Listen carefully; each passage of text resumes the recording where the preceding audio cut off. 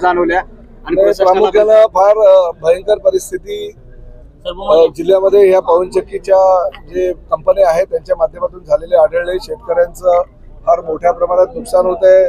गुंड प्रवृत्तीची लोक फक्त धाराशिव नाही तर धाराशिवच्या बाहेरनं पुण्यासारख्या ठिकाणी सुद्धा येऊन शेतकऱ्यांना दादागिरी करतात आणि जे काही शेतकरी आहेत त्यांना जबरदस्तीनं काही ॲग्रीमेंट करायला लावतात, त्यांच्या सह्या घेतल्या जातात, ज्यांचं संबंध नसतो त्यांना पैसे दिले जातात आणि त्यांच्या नावावर जमिनी दाखवते जमिनी लाटल्या जातात।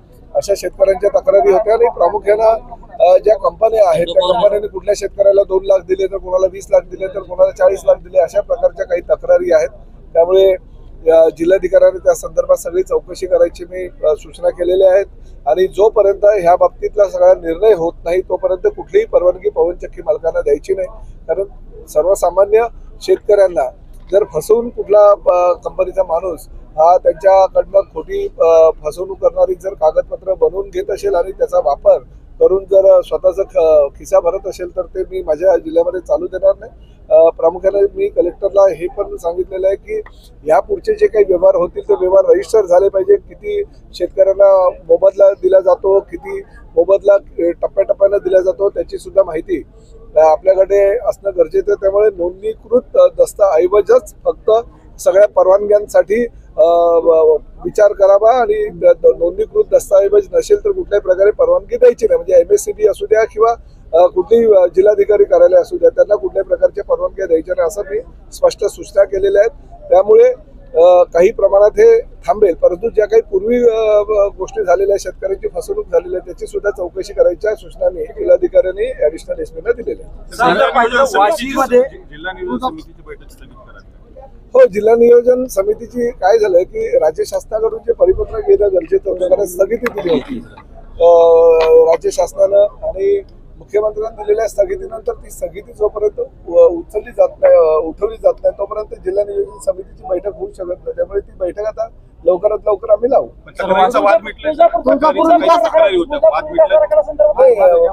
राणा पाटील जे स्थानिक आमदार आहेत त्यांनी काही मुख्यमंत्र्यांकडे सूचना केल्या होत्या, त्या सूचनांचा शेवटी मी पालकमंत्री आहे, मला सगळ्यांना घेऊन जायचंय, जिल्ह्यामध्ये विरोधकांना सुद्धा घेऊन जायचंय, सत्ताधारी पक्षाला पण घेऊन जायचंय, परंतु ते पुढे घेऊन जात असताना सर्वसामान्य जे धाराशिवकर आहे त्यांचं कुठेही नुकसान होऊ नये यासाठी त्यांच्या सूचनांचा विचार करून आम्ही लवकरच नवी यादी प्रकाशित करू आणि त्यानुसार जिल्ह्याचा विकास चांगल्या प्रकारे महायुतीच्या माध्यमातून करू। पवनचक्कीच्या वादातून वाशीमध्ये मारहाण झाली होती शेतकऱ्यांना नाही, मी ह्या सगळ्या अनेक मारहाणीचे प्रकार घडलेले आहेत, काही महिलांचे फसवणुकीचे प्रकार घडलेले आहेत, काही महिलांना 15 लाख देतो असं सांगून 2 लाख दिलेले आहेत आणि बाकीचे पैसे दिलेले नाहीत। त्यामुळे ह्या सगळ्या प्रकरणाची चौकशी करायच्या सूचना मी ॲडिशनल याला धरून असा प्रश्न आहे की जिल्हा प्रशासन आहे, पवनचक्कीचे अधिकारी असतील किंवा कंपनीचे अधिकारी असतील हे कुणालाच दाद देत नाहीत, याचं नेमकं कंट्रोल मुख्यमंत्र्यांच्या कानावरती घालणार आहात? शेवटी मुख्यमंत्र्यांच्या कानावर तर प्रत्येक गोष्ट ही जाते आणि मी सांगणार पण आहे, पण तरीही सुद्धा पालकमंत्री म्हणून माझी जबाबदारी आज मी सूचना दिलेल्या आहे त्याचं पालन काटेकोरपणे होईल। कारण जर व्यवहारच थांबले तर हे प्रकार घडणार नाहीत आणि जुने जे चुकीच्या प्रकारचे काहीतरी व्यवहार घडलेले फसवणूक शेतकऱ्याची झालेली आहे तर त्याची चौकशी करायच्या सूचना मी ॲडिशनल SPना आणि जिल्हाधिकाऱ्यांना सुद्धा दिलेल्या आहेत। आणि जोपर्यंत ह्याच्या पुढचे जे व्यवहार आहेत नोंदणीकृत होत नाही म्हणजे रजिस्टर्ड डॉक्युमेंट्स होत नाही तोपर्यंत कुठल्याही प्रकारे व्यवहार होणार नसल्या कारणाने ह्या घटना काही घडणार नाही। तुळजापूर विकास प्राधिकरणाची बैठक घेतली विषय आहे, आपण केली होती की धाराशिव बसस्थानकाचा जो उद्घाटन झालेला आहे मी पालकमंत्री खंत व्यक्त करतो आणि आपण त्याच्यावर समिती नेमली होते, मात्र अद्यापपर्यंत समिती नेमलेली नाही अशी माहिती आहे आणि प्रमुख समिती नेमलेली आहे, समिती नेमलेली आहे आणि समिती आमचे जे कुसेकर आहेत उपाध्यक्ष म्हणा आमच्या ST महामंडळाचे त्यांच्या अध्यक्षतेखाली नेमलेली आहे। त्यांचा अहवाल आल्यानंतर त्यावर कारवाई तुळजापूर विकास प्राधिकरणावर आपण बैठक घेतलेली अनेक तक्रारीचा पाढा वाचलेला नागरिकांच्या दरम्यान बघा काही ह्यापूर्वी सुद्धा तुळजापूर विकास प्राधिकरणासंदर्भात माननीय जिल्हाधिकाऱ्यांनी सूचना आणि हरकती मागवल्या होत्या। आता जिल्हाधिकारी सुद्धा त्यानंतर आले, मी सुद्धा पालकमंत्री त्यानंतर झालो, ह्या पूर्वीच्या गोष्टी आहेत, गेल्या वर्षीच्या सगळ्या गोष्टी आहेत, परंतु त्यामध्ये जर काही चुका झाल्या असेल तर त्या चुका सुधारल्या जातील। काही स्थानिक जे छत्रपती शिवाजी महाराजांच्या काळातली जी घरं होती किंवा ज्या वास्तू होत्या त्या वास्तू तशाच ठेवून विकास करावा असं काही पुजारी मंडळींनी सुचवलेलं आहे, त्याचाही विचार केला जाईल। आज फक्त जे बाधित लोक आहेत त्यांची काही बैठक घेतली गेली होती आणि त्या बैठकीनंतर असा निर्णय घेण्यात आला की गुरुवारी माननीय जिल्हाधिकारी त्यांना प्रेझेंटेशन देईल.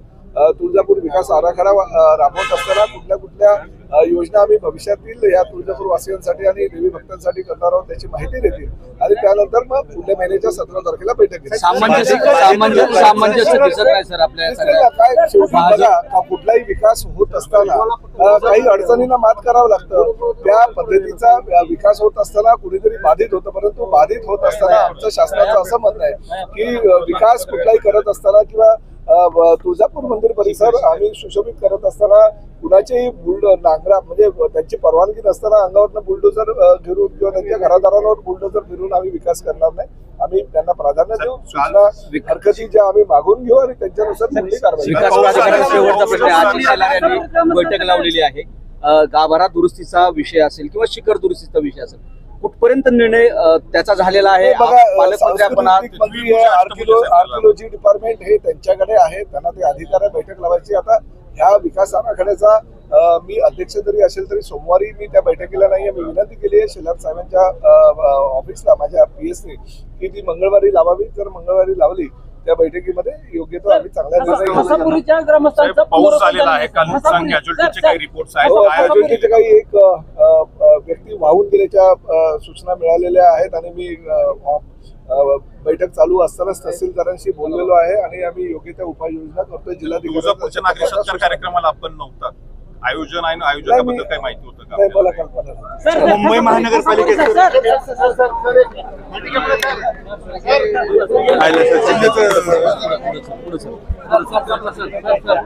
सर